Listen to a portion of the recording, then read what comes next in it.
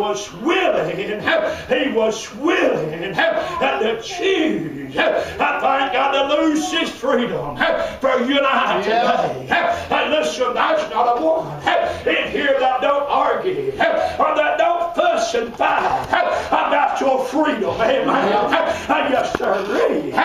You don't believe that? Let's just take a little while.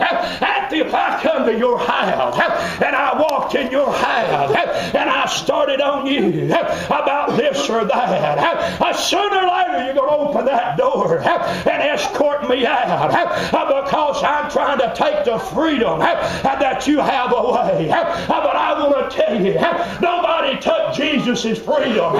He chose to give it up. And that songwriter that wrote that song, and don't say, I'm pounding on people that says they searched through heaven and they found no one. There wasn't no searching going on. The Father said, look, son, that priest ain't doing the job down there. I'm going to be a Clark boy. I come up in life journey and that the priest ain't got enough power to do anything with. I believe the son looked over and said, Father, I've got the answer. I give my freedom up and go down in the form of a man for that boy down there. I want to tell you something. Amen. You listen.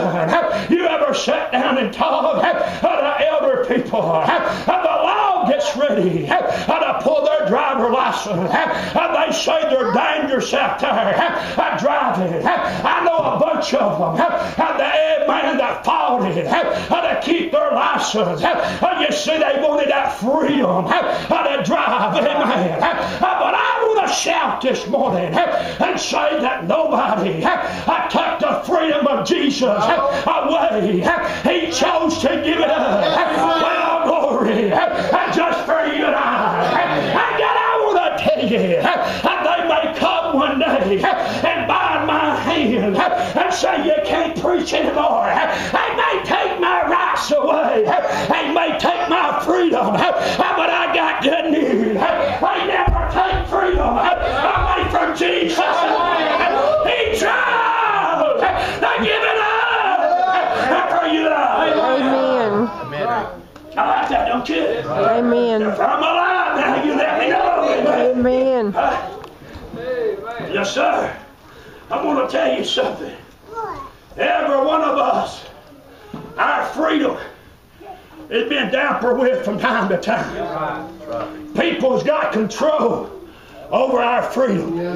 But I want to tell you something. They couldn't mess with Jesus. You know why? He was willing to lose his freedom just for you and I.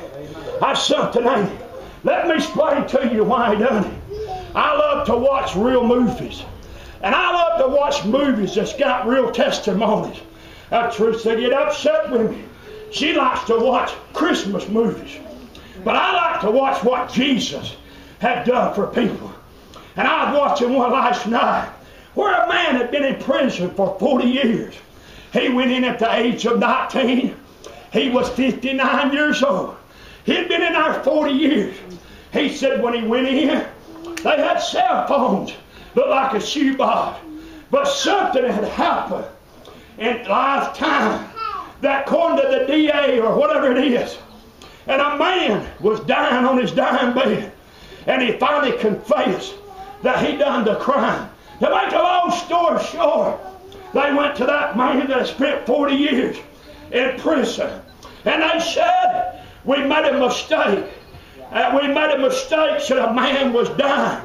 And he confessed to the crime. He even told us where we'd find the body at, that he buried over 40 years.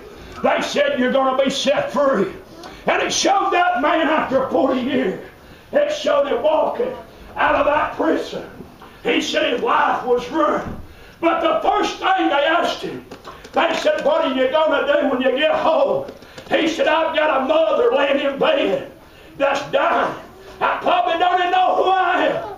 And I'm just going to walk up to her and say, Mama, I love you. I want to give her a big old kiss.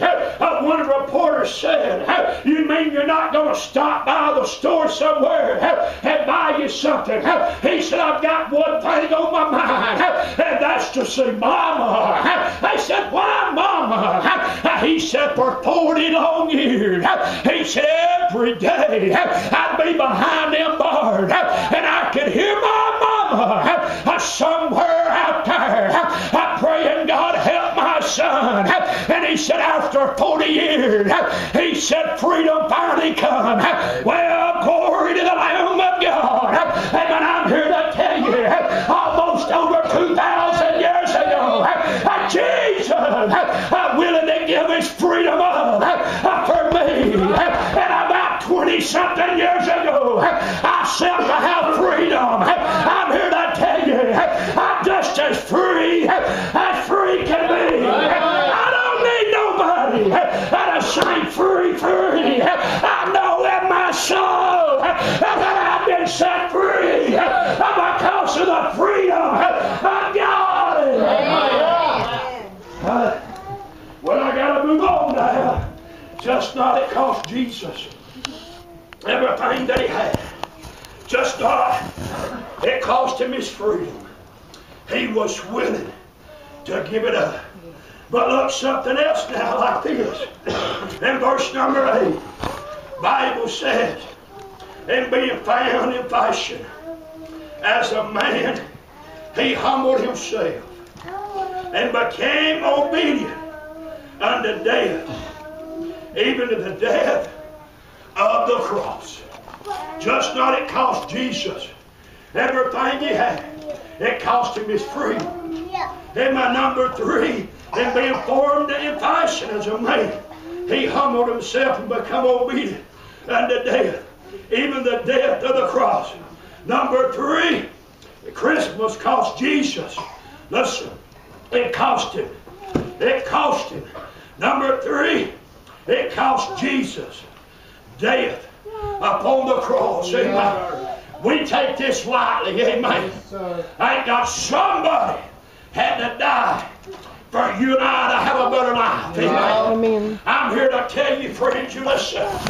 And you listen very closely. I thought about this the other day when Alvin got in the car and was going to go out giving out baskets Friday night. I went up there to get him. He said, Ricky, let me tell you what Jacob done.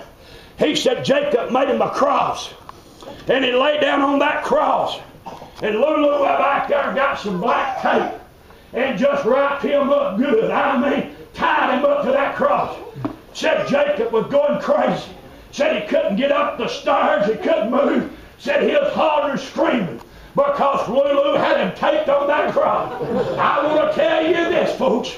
God, when Jesus, they put him on that cross and they put them spikes in him, he didn't complain one bit. Amen.